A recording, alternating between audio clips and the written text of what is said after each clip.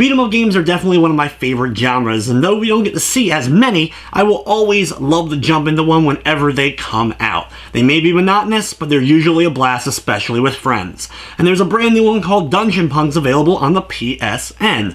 But does it have enough beat 'em up action to really beat down the competition? Or is it just a beaten up mess?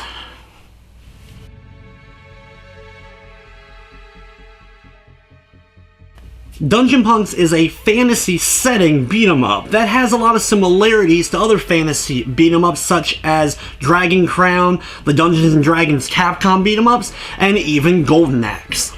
You play as a ragtag group working for a captain who sends you on missions to battle various creatures for the likes of kings and other such higher-ups. The game is very comedic. You have a parody group of the Illuminati, which is basically the overseers of everything in the world that you'll have to deal with. You always are performing these tasks, but end up just missing the mark by a little bit. You may be sent to kill a pyromancer, but find out you're killing the wrong ones, or sent to save a pet, but find out you accidentally ended up killing it as it was the boss of the previous level you just beat. There are 6 classes to choose from, and they all specialize in either more melee or magic abilities, though every character has special magic-like abilities that they're going to be able to use. Just certain characters are more mage-like, so they're going to do more. You have stuff like a dwarf, a knight, and my personal favorite, the werewitch, which is a werewolf mixed with a mage, or witch in this case. You start off by picking whichever class you want to start at, and you automatically get 2 other members to join you, which are controlled by the AI, or at any point can be controlled by another human player. Later on in the game, what gets really cool is the fact you can tag team your people. You can get up to 6 total characters, 1 for each class, and once you have them all unlocked, what you're able to do is, at the beginning of a level, you'll pick your main character that you want to control, and then a secondary to go along with them. And then at any point during the level, you can switch out by pressing circle, or if one character dies, the other one will automatically come in. So you end up with 2 characters for each of the 3 party members slots that you have in your party. As you're hacking and slashing your way through hordes of all kinds of crazy creatures, and while there are a lot of repeats, there's a lot of different styles of creatures that you will fight throughout, and I really do love the art style that was chosen for Dungeon Punks. I just like the overall drawings and animation that goes along with everything.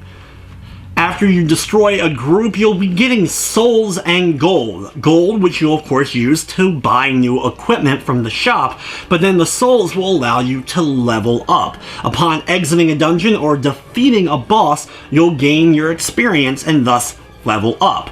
Equipment is based on level, so you'll have to be level 2 or 3 that can use a weapon that is level 2 or 3. And each weapon type can be used by up to 2 different classes in your team. So when you pick up something, there's at least 1 or 2 people that should be able to use it at any given time. Along with each of the weapon classes, there's also a shield, and there's only 1 type of shield. Everyone can equip shields, which of course will give you a boost in defense. You can actually block enemy attacks and even do a dodge, with each character having a different style of dodge. One of which can duck underground and kind of disappear completely to avoid hits, and then you have like the werewitch, which can dash into people and dizzy them for a second if you're able to time it right in order to get a free couple of hits.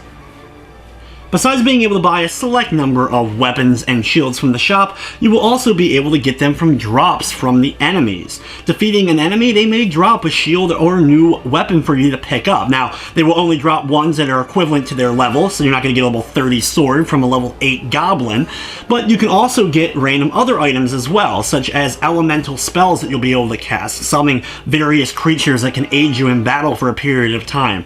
Or you may get a music box, which will put all the enemies on screen asleep.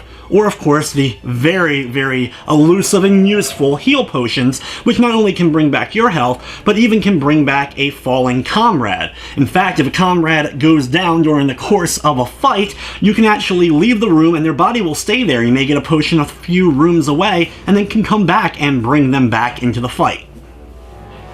Combat in Dungeon Punks is relatively basic, with a kind of 3-hit combo that'll start off light and the final blow will deal more damage than the previous hits in it, but you also have the magic spells that you'll be able to use and attack enemies with. These may be ones that go around you like an aura and be able to take out things, ones that cause status effects like poison or blindness to your enemies, and you can keep using them as much as you have mana. By attacking enemies with your normal attack, you'll gain mana to be able to use the spells.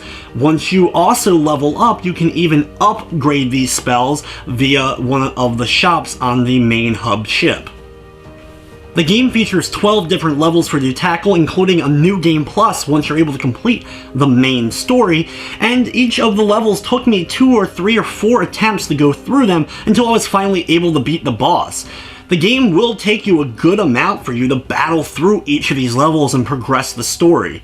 Unfortunately, the cutscenes that are given in the game, there's not really any voice acting to go along with them, as it's just mostly text at the bottom of the screen for the scenes, but the comedy and all makes up for it, and overall is worth reading and going and watching these cutscenes.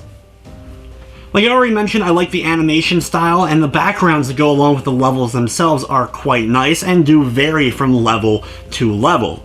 Music goes along with everything, and there's a few tracks in particular that I really ended up liking. From a technical standpoint, the game ran fine. It didn't slow down even in the most intense battles, at least nothing that I noticed, as well as there was no crashing or major glitches of any kind.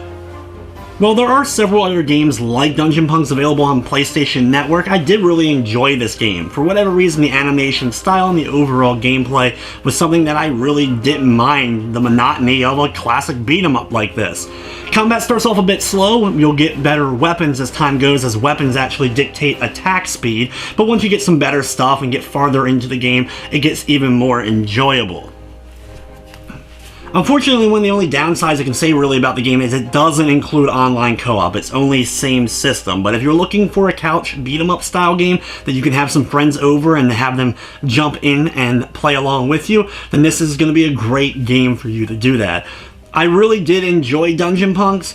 I wish there was a bit more variety. You could maybe change some of the color schemes or even outfits for your characters. It is cool any new weapon and shield you equip is noticeable in each of the characters' hands, but unfortunately you can't really customize the character you're playing as. In the end though, I'm going to be giving Dungeon Punks a 7 out of 10. But that's going to wrap up this review. I'd like to thank you for watching, and of course, I hope you enjoy.